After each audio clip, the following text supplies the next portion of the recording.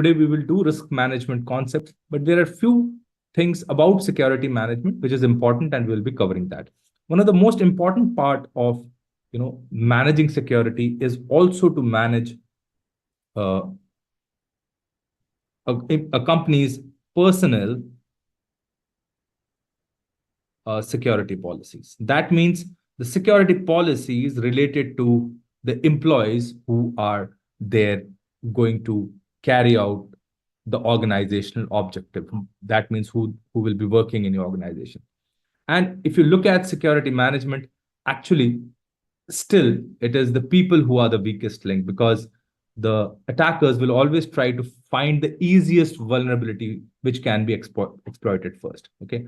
And one of the easiest vulnerability to exploit is the human mind, is the human social behavior. Okay. And that's why you see most of the hacks begin from a very, very small, access violation or password, some kind of a privilege escalation using some kind of user level access. From user level, they escalate to admin level access, and then systems gets compromised. So somewhere the policies related to the employees is a very, very important aspect of security management. Now, from where does the security management begin as far as employees are concerned? The starting point is once you start hiring, when you have a need for a person in your organization in some vertical. Okay. So you, first of all, the HR does a job description. Okay. And lays down the job responsibilities. Now, if we look at, these JDs and JRs, what happens once the hiring is over? Nobody ever looks at what is the job description like or what is the job responsibility like, right? Once it is made, then it goes somewhere inside the file or somewhere inside it as a digital, document inside the HR's ERP system, right? Nobody ever looks into it. What was his description and responsibility? Now, this has got a very, very important aspect as far as security is concerned. Say tomorrow, a particular individual, say Alice, was supposed to carry out certain, responsibilities, and those responsibilities were given in his or her job description, right? Based on the JD, he or she is supposed to be given access and privileges. Now, somewhere this job description responsibility actually tell you what should be the users, access levels and privileges. And if we do not maintain this job description and responsibilities in a proper manner, what will happen is over a period of time, Alice will have privilege creeps. What is a privilege creep? Alice will start working. In another 2 years, she will become a manager. Then she will become a senior, assistant director, then maybe a director, then AVP, VP, and she will keep accumulating the privilege levels. Okay. Though her initial job responsibility might still remain the same with what was 10 years back. Nobody goes and revisits the job responsibilities and, says that, okay, Alice required some access levels, which was to a particular job description and requirement. That is not required anymore. Okay, because she has been upgraded and her previous access levels are not required. Those need to be taken back. So therefore, these job description and responsibilities are one of the very fundamental requirements of managing in the for access provisions. Okay. The next requirement from employees is generally the screening and hiring, right? So why do we carry screening and screening? Screening is done basically to have any kind of a background check, okay, to see that the information given by the hiree is correct, okay? And generally it is under the purview of the HR, right? Once everything is okay, now once you do a background screening, right? Once you do a background check, you're actually going into the domain of privacy of that particular candidate. Now, once you do a background check, there are some regions where you will require a consent, right? So questions will try to mix. They will see whether your knowledge of privacy and background check, relate together. What will happen is, once you are aware that once you're doing a background check, you are invading into the privacy, you have to obtain a consent. Right? In US, it's mandatory. And you cannot carry out a background check without uh, the candidate consent, right? India, I don't think such kind of a regulatory framework exists. Similarly, it exists in at least EU as GDPR. It's there in Australia, but at least not in India, right? So background checks can be carried out online to verify the antecedents of the employee, right? After this, the employee is generally onboarded, right? And once employee is onboarded, they are given their identity and access management rights. Okay, uh,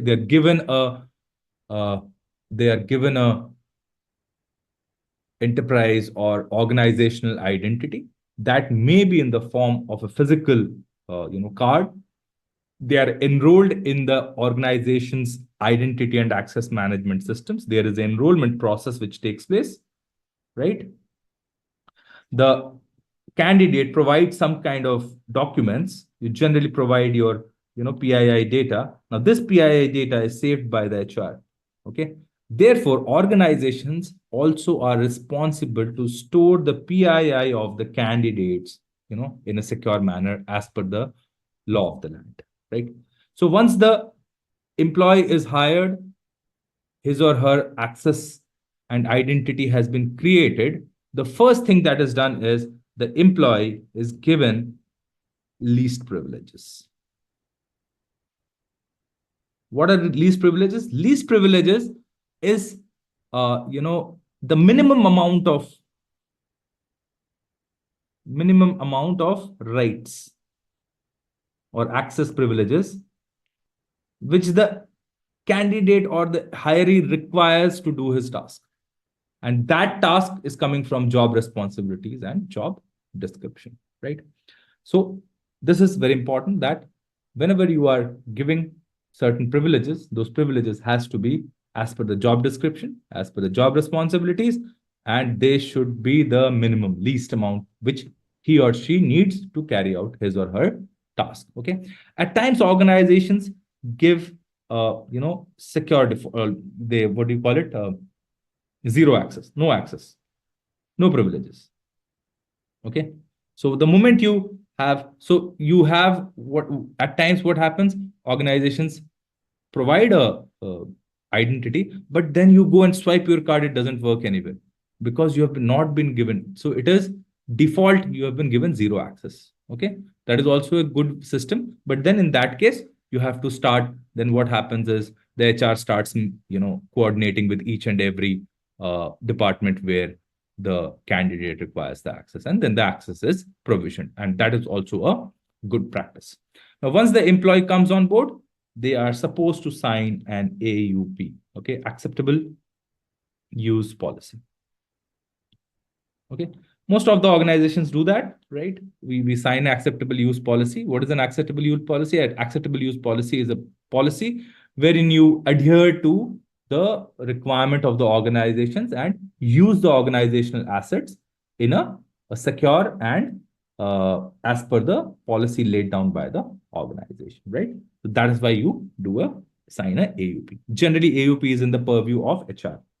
Once you sign a AUP, if you are in some critical, security related task, you're also made to sign a NDA. Okay.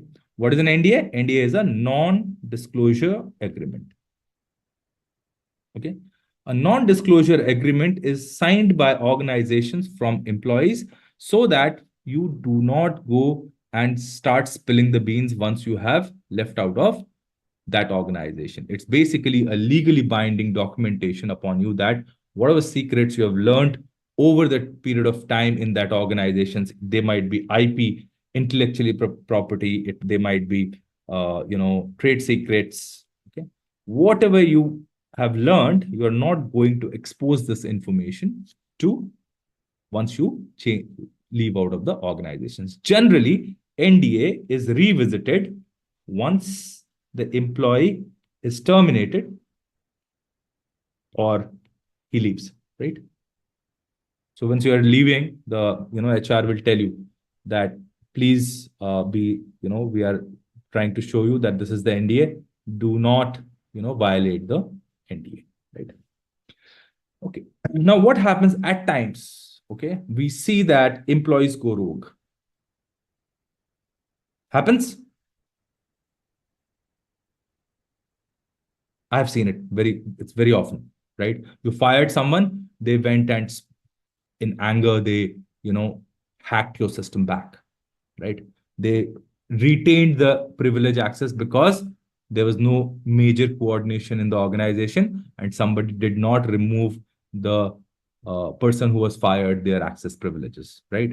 And what happened? Once you go back, once you have fired the employee, they go and cause harm to the organization. Okay, that could be that is very, very frequent.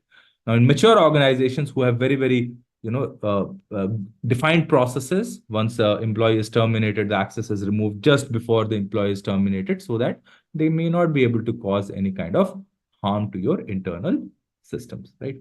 But at times employees go rogue while being inside an organization. Okay, there are human tendencies are there to take some financial leverage, do something wrong, pass some proprietary information from the organization outside. Okay, now as security professionals you should see this as the human threat, okay, the human weaknesses. It is very, very important that as security professionals you have this oversight over employees. And one of the ways which you can find out about if you have certain kind of a intuition or some kind of an information, how you can do an investigation is by sending an employee on some kind of a mandatory vacation, right? So one fine day, you tell the employee, oh, there are some issues in the office. Please do not come to the office for next 3 days. Why? You do not want the employee to, fiddle with some kind of evidence. So you basically are trying to detect some kind of an abuse or a fraud which the employee might have carried out. Okay. So this mandatory vacation is a good way of finding out about any kind of things which have been violated by the employee. Also, at times you carry out what is called job rotations. Okay, now job rotation is basically carried out to see that whatever your responsibilities are, okay, you are made to shift and somebody else is brought to do your task. Now there are two things once job rotation is carried out. First thing is job rotation is carried out to detect some kind of wrongdoing on your part. Why? Because this employee comes and he or may be able to detect something wrong which you have tried to do. Okay, also it helps in finding out some kind of a crime which you might be doing through the organizational systems. Okay, such things like job rotation can help you in detecting collusion. Okay, now suppose Alice is colluding with Bob, right, and doing something wrong.